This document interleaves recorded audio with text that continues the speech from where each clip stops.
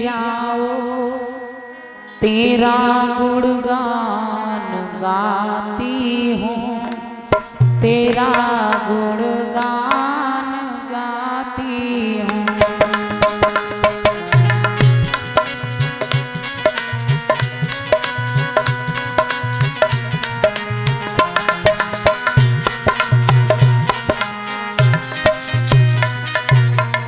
हे मेरी माँ, ये नीलम यादव तुम्हारे चरणों में शीश झुकाती है माँ। सरस्वती ज्ञान दे जाओ तेरा गुणगान गाती हूँ, तेरा गुणगान गाती हूँ।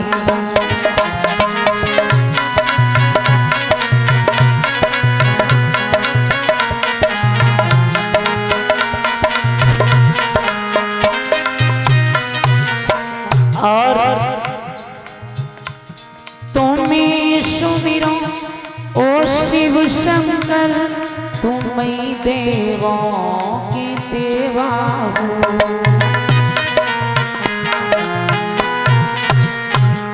तुम्हें सुमिरो ओ शिव शंकर, तुम्हें देवों की देवा हो।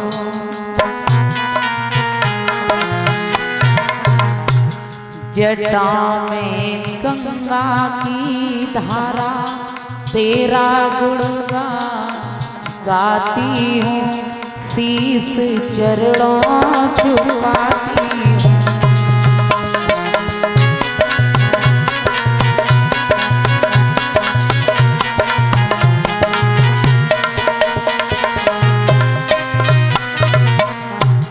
तुम्हें सुमिरो ओ मनि मोहन, तुम्हें यशोदा के छैया हो। से पारो आ चुके थे और श्री दशरथ मरण हो चुका था।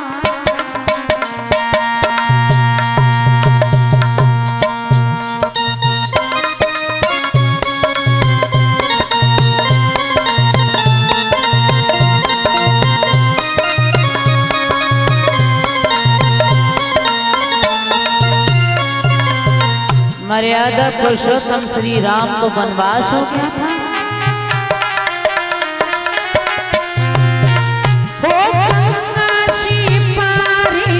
आ चुके थे श्री दशरथ मरण हो चुका था।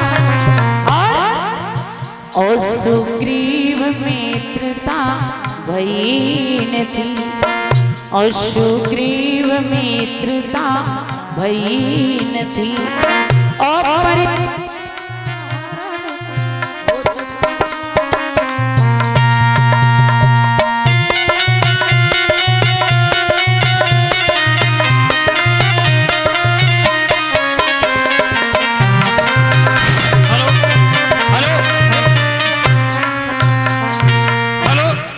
ठीक है, वो ठाकुर जी महाराज की। और जो लगा बोले भागवत महापुराण की। ताली बजा करके एक बड़े भाव के साथ में एक भजन बोलेंगे, उसके आगे बहुत सुंदर कथा है।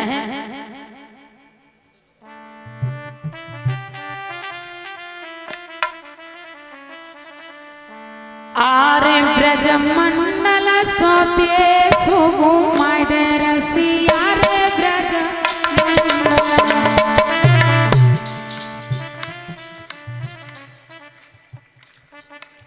ऐसे काम थोड़े ही चलेगा। हाथ गाना ऊंचे ऊंचे, पीछे भैया ऊंचे हाथ गाना और ताली बजा कर।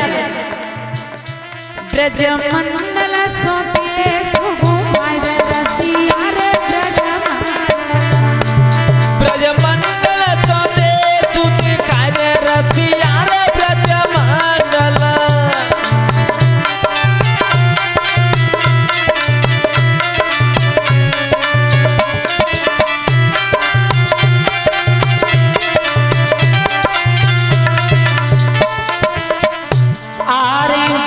ब्रज मंडल में राधा रहती है, ब्रज मंडल में राधा रहती है, ब्रज मंडल में राधा रहती है, ब्रज मंडल में राधा बसती है।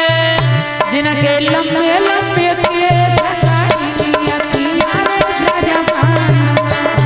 ब्रज मंडल तो दे सुत खाद रसिया रे ब्रज मंडल।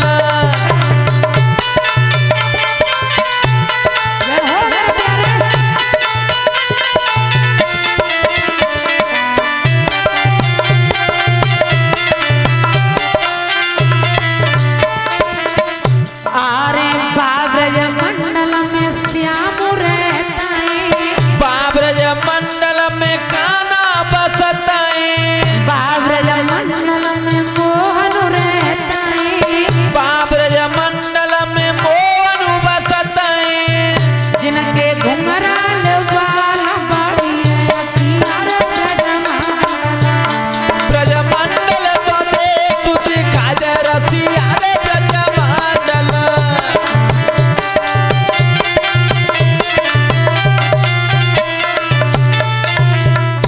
अरे ब्रज में तो संत गोत्र है, ब्रज मंडल में संत बसता है, वृंदावन में संत गोत्र है, वृंदावन में संत बसता है।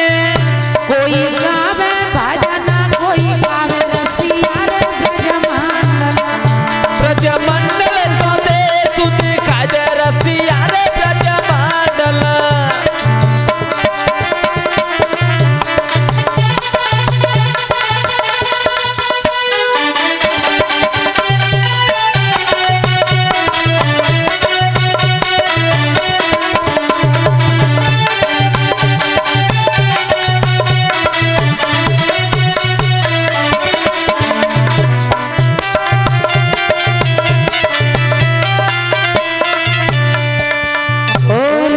के पुत्र के ही वियोग में क्यों हुई थी वो तो? जब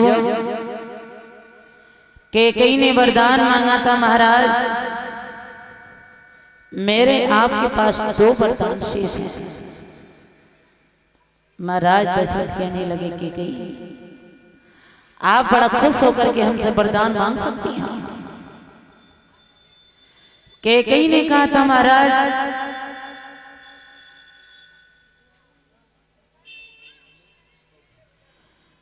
मुझे पहले वरदान में भरत को राजगद्दी और दूसरे वरदान में श्री राम को 14 वर्ष का वनवास चाहिए।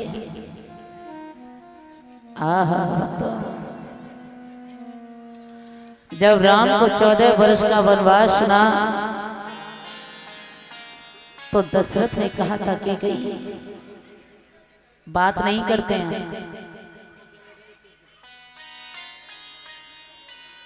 और देखो पीछे आई हो तो पीछे बैठो, आगे आवे करो। महाराज दशरथ कहने लगे कैकेयी मेरे प्राण मांग लेती, आवाज नहीं,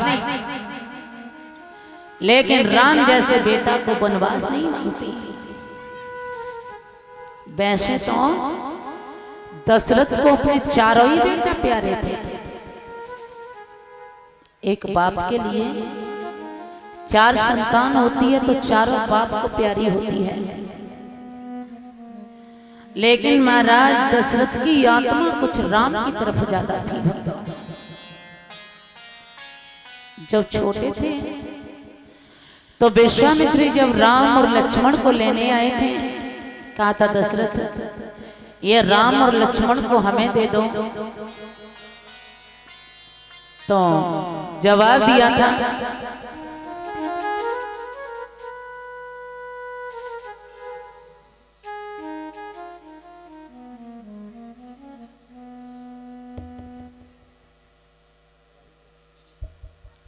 और इन हार से सम्मानित करते हैं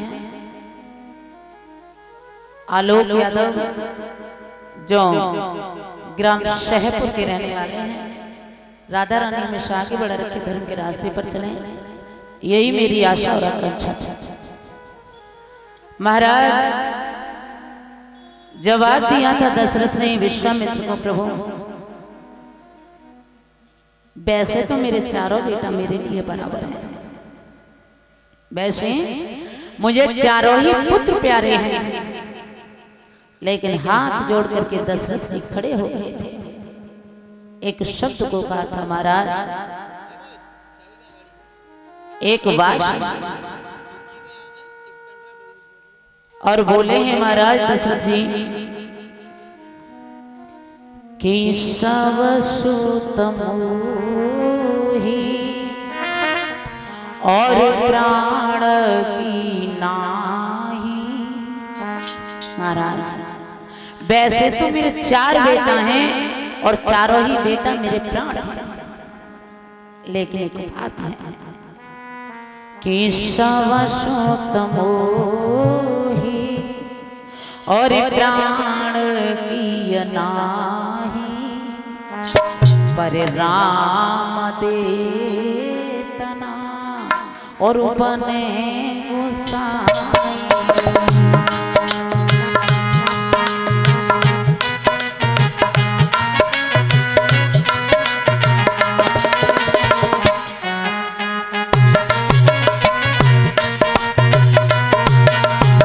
दशरथ ने कहा था महाराज वैसे तो एक बाप के लिए चार संतान बराबर होती हैं, तुम राम को नाम मांग करके किसी और को मांग बोले। सवसुतमोहि और प्राण की नाही, राम देता न बना तो गोसाई।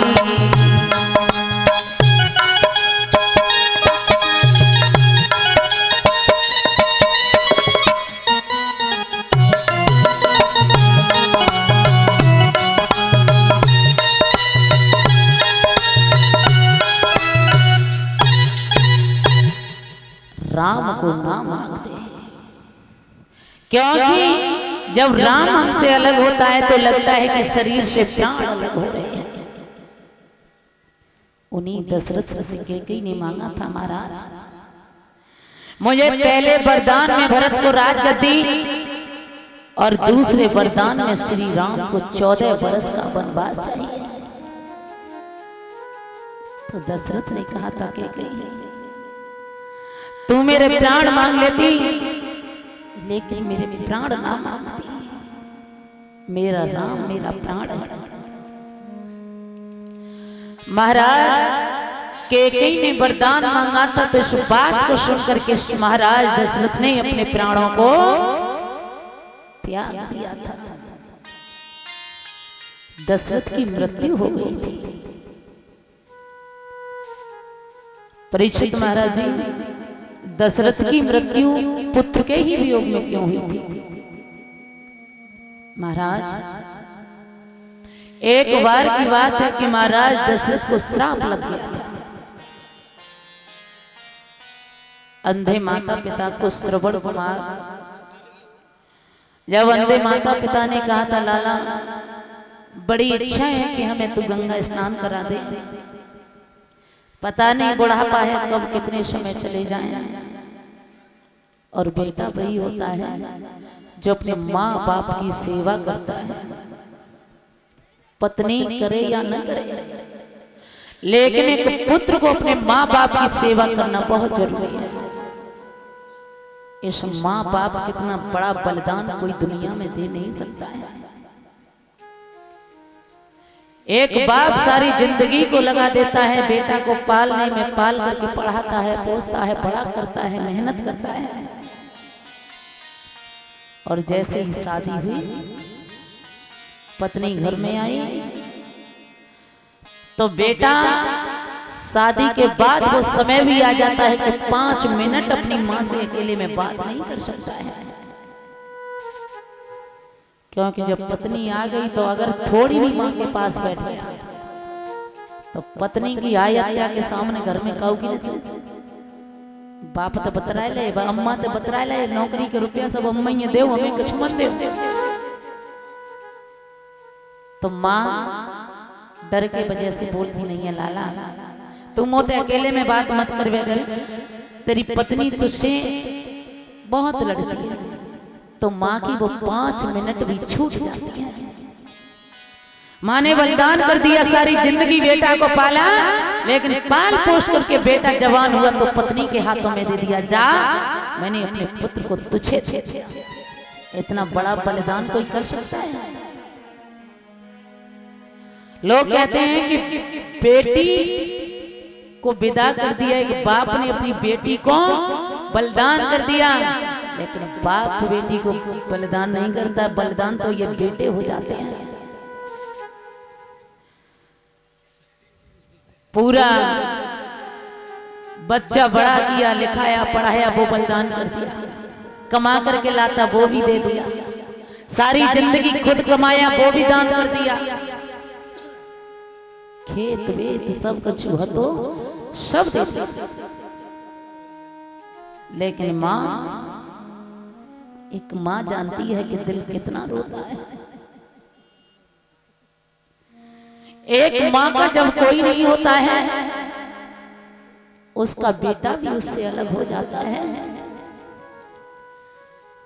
तो उस माँ के दिल को तसल्ली बनाने वाला कोई नहीं होता है। सारी जिंदगी कमाती रही, अरे खुद कभी फैशन को नहीं जाना क्या होती है, खुद साड़ी नहीं खरीदी, लेकिन अपने बेटा की हर इच्छा को पूरा किया। लेकिन जब वो घर में बहू आती है और अपनी सास से बुरा भला कहती है, तो मानो कि माँ का कलेजा फट जाता है। उस दिल को कोई समझाने वाला नहीं होता है। जिस माँ के कलेजे में वो दर्द होता है कि मेरा बेटा मेरी जिंदगी से चला गया, जिसके लिए जिंदगी पर विश्वास किया, अरे कोई नहीं होगा तो अभी मैं दुख उठा रही हूँ, जब मेरा लाला बड़ा हो जाएगा तो मेरे सारे दुख सुख में बदल जाएंगे। लेकिन धन्य है ऐसे कपूतों को जो बुढ़ापे में अपनी माँ और बाप को बात नहीं पूछा करते हैं। वो बेटा नहीं होते हैं। बेटा तो वो होता है जब माँ से पत्नी कुछ कहती है तो बेटा अपनी माँ की बात सुन करके पत्नी को कहे मैं तुझे छोड़ सकता हूँ, लेकिन अपनी माँ को जिंदगी में छोड़ नहीं सकता हूँ। पुत्र तो वो होता है, बेटा तो वो होता है जो अपने बाप की शान को ऊंचा रखता है। जब निकल करके जाए तो देखने वाले कहें कि अगर बेटा हो तो उस बाप जैसा होना चाहिए, तो बाप को बड़ा गर्व होता है, क्योंकि एक बाप की सारी जिंदगी की कमाई हुई दौलत एक बेटा होता है। इन बेटों से ये बेटियां बहुत अच्छी होती हैं, इन लड़कों से ये लड़कियां बहुत अच्छी होती हैं। सारी जिंदगी एक बेटा के लिए कमाते रहो। एक माँ और एक बाप ने सारी जिंदगी लगा दी, सारी जिंदगी लगा दी, और जब बुढ़ापे में बेटा जवान हो गया तो बाप से कहता है कि तुमने सारी जिंदगी में मेरे लिए क्या अच्छा कर दिया है। लेकिन भाइयों, इस बेटी को तुम चाहे जैसे भी घर में डाल दो, अमीरी हो या गरीबी हो उस घर में, चाहे उसे टाइम से भोजन मिलता हो या न मिलता हो, लेकिन बेटी ने कभी अपने बाप से लौट करके ये नहीं कहा पिताजी अरे आपने हमारे साथ क्या अच्छा कर दिया। बाप ने जब जब पूछा बेटी तो ठीक है, तो बेटी ने हंसकर जवाब दिया पिताजी मेरी ससुराल में मैं बहुत खुश रहती हूँ, चाहे कितना भी दुख झेल ले, लेकिन लौट करके कभी मायके में नहीं आ सकती ससुराल छोड़ करके। क्यों? क्योंकि अगर ससुराल में गए तो मेरे माँ बाप शर्म की वजह से जी नहीं पाएंगे कि लड़की ससुराल छोड़ करके घर चली जाएगी। लेकिन लड़कों को अगर थोड़ा सा भी दुख मिल गया, थोड़ा सा भी कष्ट आ गया, तो माँ बाप से कहते सारे दिन बैठे रहते हो, और माँ से कहते कुचल कुचल करते रहती है, तू कुछ जानती है? तब माँ कुछ जानती थी, तब वो माँ सब कुछ जानती थी जब तू छोटा था और माँ उंगली पकड़ करके चलाती थी।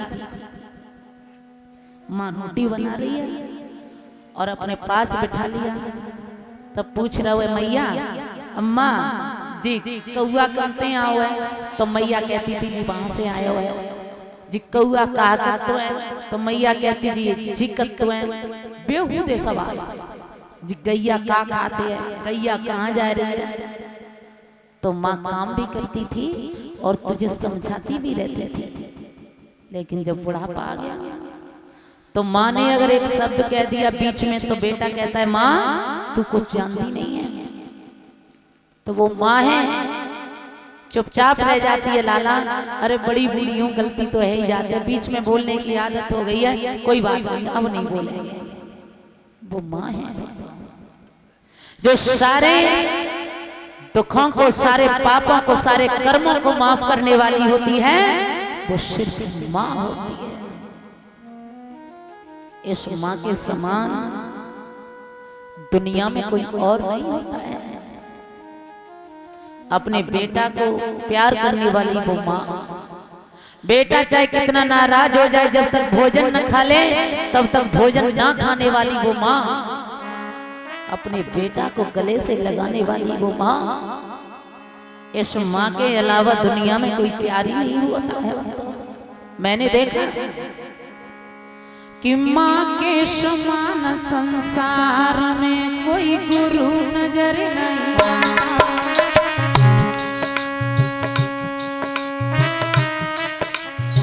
माँ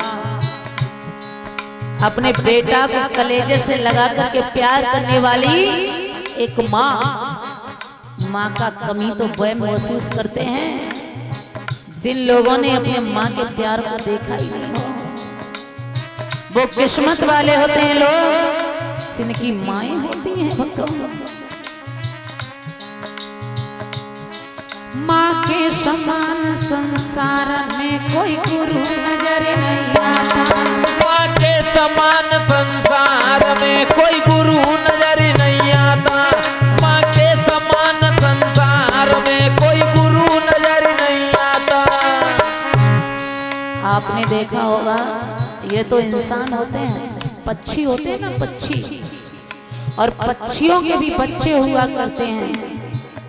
जब बरसात होती है तो एक पक्षी अपने पंखों के नीचे अपने बच्चों को रखता है, चाहे खुद बरसात की वजह से, ठंड की वजह से मौत आ जाए, लेकिन बच्चों के ऊपर आंच नहीं आने देता है। अरे जब जब जीव जगत में आता तब तब उसको मिलती माता, माता से सबका नाता। हर जीव की माँ होती है और ये माँ तो माँ होती है। इस माँ के बराबर दुनिया में कोई प्यार नहीं होता। अरे जब जब जीव जगत में आता तब तब उसको मिलती माता, माता से सबका नाता। माँ के समान संसार में कोई गुरु नजर नहीं आता। माँ के समान संसार में कोई गुरु नजर नहीं आता।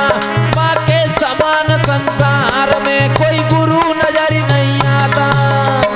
बड़े किस्मत वाले हो आप। एक माँ से बेटा अलग हो जाए तो उस माँ के दिल के दर्द से लग करके पूछो, दिल से कलेजे से लग करके पूछो कि माँ को अपने बेटा के बगैर इस दुनिया में अंधेरा ही अंधेरा लगता है। और उस माँ के कलेजे से लग करके पूछो जिन्होंने अपने बेटे के प्यार को अपनी जिंदगी से अलग कर दिया है, कैसे भुला सकती है।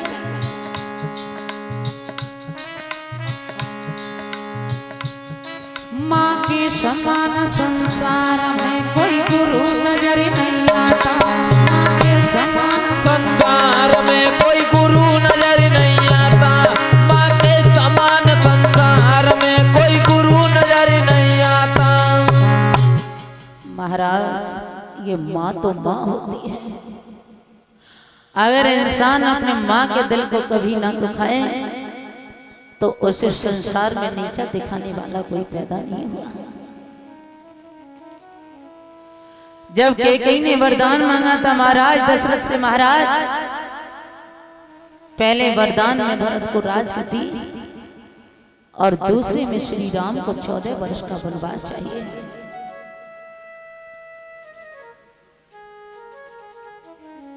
श्रवण कुमार एक बार माता पिता को जब गंगा स्नान करने के लिए ले जा रहा था तो दशरथ को यह श्राप वहीं से मिला था।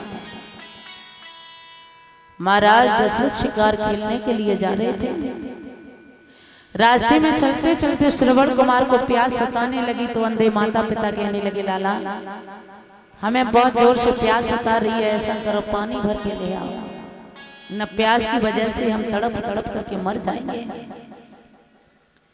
श्रवण ने अपनी डोली को रखा और लेकर के पानी भरने के लिए सरयू तट पे गया। पानी भरने लगा तो आवाज होने लगी। पानी की आवाज हुई तो दशरथ ने समझा कि कोई हिरण पानी पी रहा है और जैसे ही आवाज को सुन करके बाण को चला दिया तो बाण जाकर के श्रवण कुमार के सीने में लगा। रोने की आवाज श्रवण कुमार के सीने में बाण लगते ही कानों में पड़ी तो दशरथ तुरंत दौड़ करके आए और श्रवण कुमार को गोद में उठा लिया। लाला हमें नहीं पता था कि हमसे अनर्थ हो जाएगा। श्रवण कहने लगा, महाराज आज तक हुआ वो ठीक हुआ, आपने भी किया वो ठीक किया, लेकिन मेरी अंतिम इच्छा उसे पूरा कर देना। दशरथ कहने लगे, लाला बताओ हम तुम्हारी अंतिम इच्छा अवश्य पूरी करेंगे। तो श्रवण कुमार रोकर के बोला है, महाराज मेरी एक अंतिम इच्छा है, आरी वारी ले जाओ भूपति नीरा, ओ पिता रे मैया प्यासे बना वारी ले जाओ भूपति नीरा, पिता और मैया प्यासे बन खड़ा में।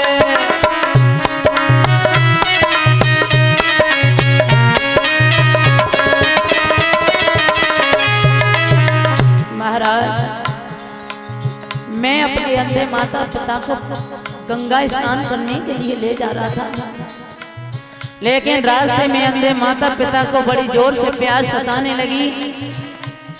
मैं उनके लिए पानी भरने के लिए चला गया और बोला है श्रवण कुमार, महाराज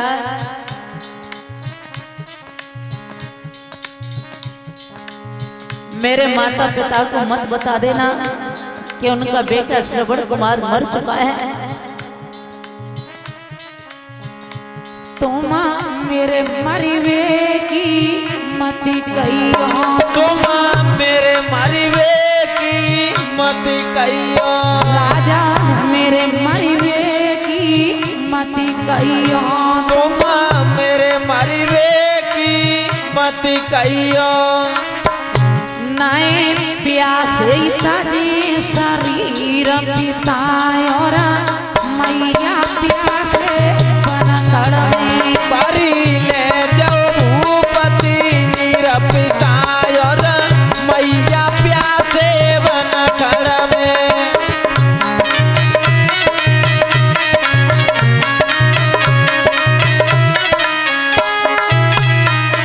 और महाराज अगर मेरी माँ को मालूम पड़ गया कि बेटा चला गया, सर को जमीन से मार देगी। महाराज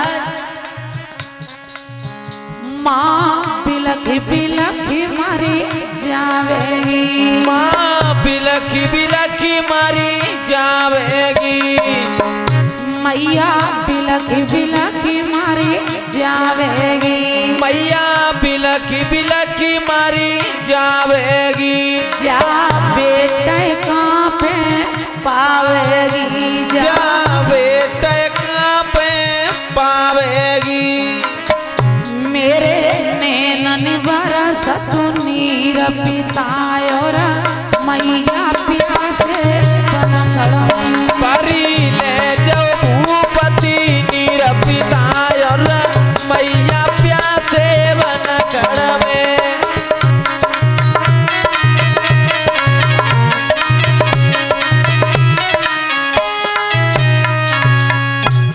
श्रवण कुमार कहने लगा, महाराज आप मेरे अंधे माता पिता को पानी पिला देना, आवाज तो नहीं देना है। मेरे माता पिता समझ गए कि मेरा बेटा मर चुका है, तो पानी नहीं पिएंगे, मर जाएंगे।